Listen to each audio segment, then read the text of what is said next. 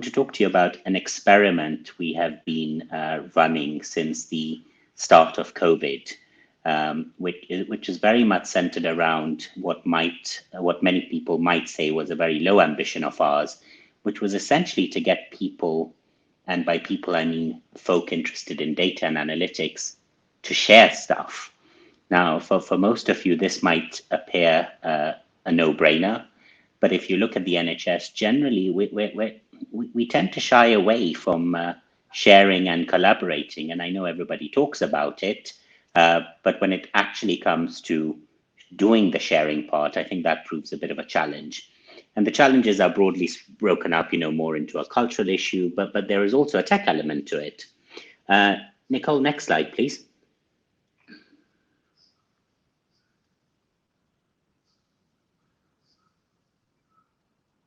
I think while we wait for Nicole to get to the next slide, I'll carry on. So what we did on the Future NHS collaboration platform, this is an online collaboration platform which is hosted by NHS England and Improvement. It's a platform that has had its genesis since the days of the Vanguard program in 2015 and 16, where the use case was very much to try and enable different systems that were trying to do integrated care to come together and share their policy documents and start developing policy strategic pieces in real time. Because the problem we generally have in the NHS is one of two: either you end up doing stuff and send it around in a very archaic fashion via email and you get to version 30 or 35, or you wait for stuff to appear on our website, which, quite rightly so, because of various governance mechanisms, it probably takes quite a while before stuff appears out there. So you're not really able to collaborate in real time. So COVID for us in the middle of March provided an opportunity for us to actually, help support the system. Everyone was crying out for the need to collaborate. And what we essentially did was create a workspace. A workspace is the unit of currency that we use on the platform. And this can be thought of as essentially a microsite where we get people to share stuff, drop their different assets, upload them, engage in discussion forums. And I think for me, there's a bit of a story here. It was created in the middle of March more because in my own team, I noticed quite a few analysts were wasting a lot of time Googling for the various dashboards that Johns Hopkins, Public Health England had created and all the other organizations. And I thought, if anything, if we could get the 50 analysts just to put stuff in one place and develop stuff from there, that would be a very good idea. I think what we've been overwhelmed by is actually, as of this morning, and this experiment of ours has been running for 7 months, we've certainly surpassed our number of 50 users. And what we have are 11,500 folk in data and analytics collaborating across the NHS and the local authorities. Now, I'm pleasantly surprised. I did not think there were so many people interested in the subject of data and analytics, but there certainly are. And what we've created is a very vibrant community, not just of NHS folk, but those from the local authorities, from the third sector, from wider partners such as the consultancy firms. And I think it's really good to see analysis as a profession, breaking these silos, barriers, and organizational boundaries and wanting to work together. So in a way, the slide here, which talks about our vision statement and aim, and I won't read the entire slide, but essentially this talks about what we want to achieve, which is a state where we're able to empower any analyst out there, be it the analyst working in a hospital, all the way to the analyst working at the center for the chief exec, to be able to collaborate, develop things together, rather than creating silos and promoting the duplicity of dashboards that we've all seen going on around the country. Nicole, next slide, please.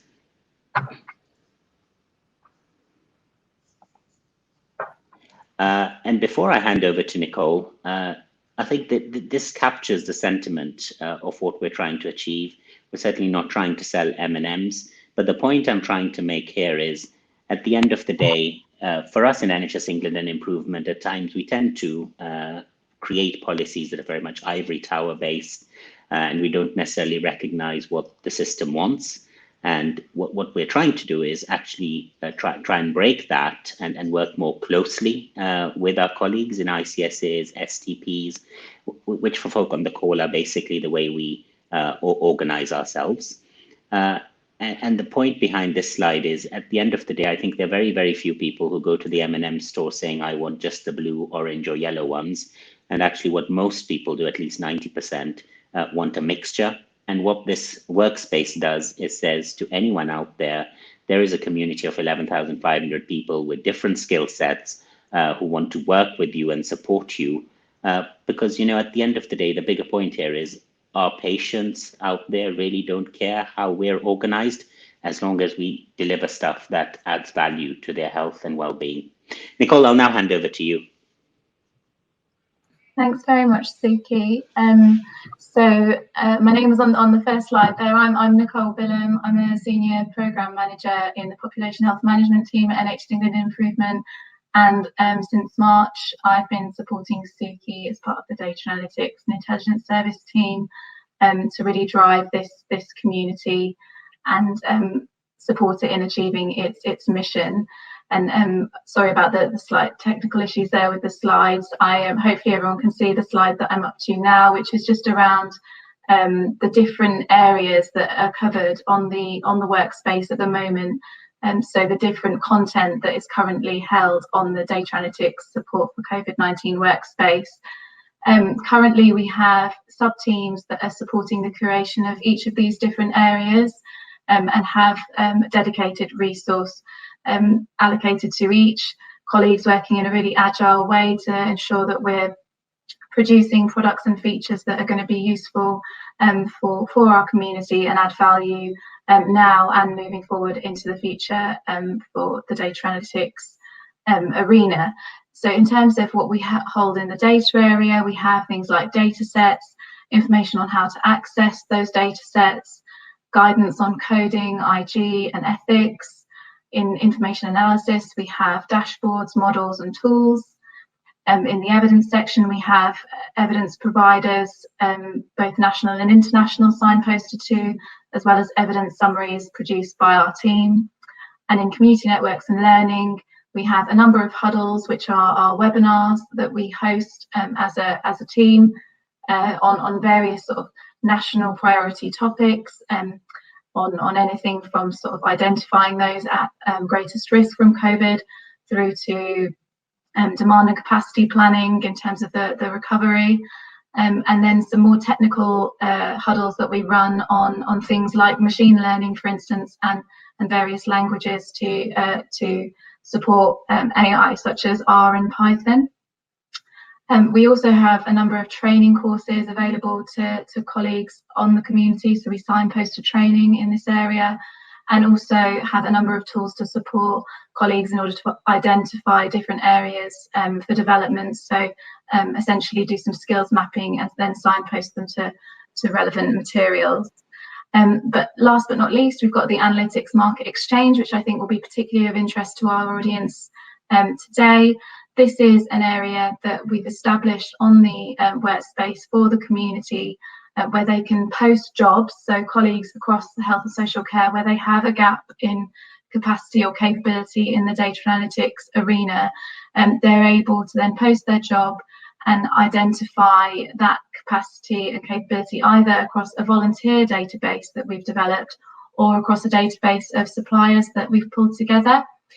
So those are industry leaders in the data analytics arena. So we're looking to bring together the NHS with sort of wider industry where we can. So we'd really encourage colleagues listening today to have a look at the offer there and see if they have something that they would potentially like to showcase in that space on the Analytics Market Exchange.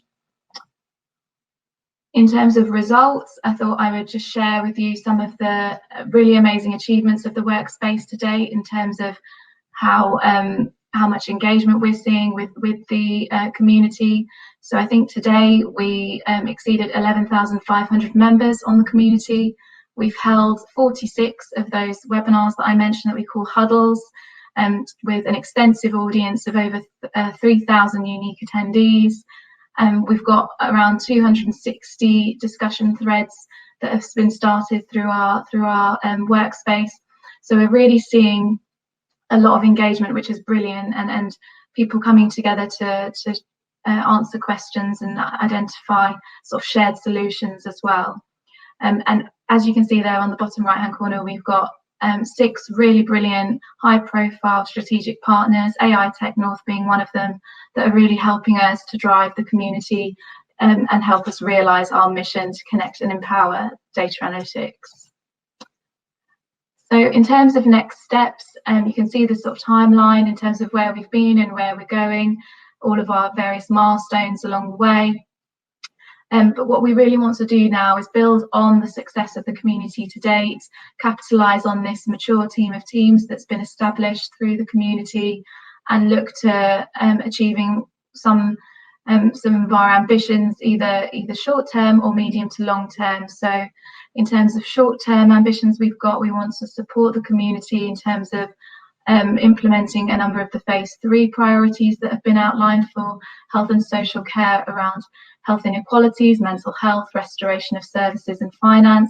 So taking the scope a bit beyond the initial COVID response, as it was when we first set out with the community, and now also thinking about longer term aims and ambitions and how we can drive that strategy moving forward in terms of the community supporting us to support adoption of innovation across the NHS and social care, but also to help us upskill the data analytics workforce and making sure that they are fit for the future. So in terms of various products that we have to support these strategic aims short and long term, we've got a number of projects being scoped at the moment and about to launch. So we have the Data Analytics Passport. This is an ambition that we've got to enable consistency in terms of how skills and qualifications are articulated across health and social care for colleagues working in this space, and also it should help with the fluidity of movement across different employers, across different healthcare settings, so that we can plug gaps in capability and capacity a bit faster than maybe we have done previously. And I think this is a real need for this particular type of function has been evidenced through the COVID response. We've got the Data Analytics Accelerator program that we're looking to launch around bringing together our membership to come together and answer some of the biggest problems that we've got at the moment, how we can come up with collaborative solutions and really engage and reward our community for innovation. We've also got some webinars coming up with industry and some podcasts that are being supported by Tech UK. So encourage colleagues to look out for those. We really want to do these in order to bring the analytics market exchange to life. And then finally, we've got the Data Analytics Champions program that's about to launch, I think it's next week, our 10,000 plus membership event, where we're looking to identify and support and reward our proactive members that have really been going the extra mile to drive the community and support them to do that longer term. So in terms of next steps, just want to encourage everybody to get involved in the community today if they're interested in data analytics and the future of data analytics, keen to get more industry representation, and also anybody with an interest in terms of AI and bringing that innovation to the NHS and social care. Essentially want to come together to change the way data analytics are shared, consumed and used across health and social care.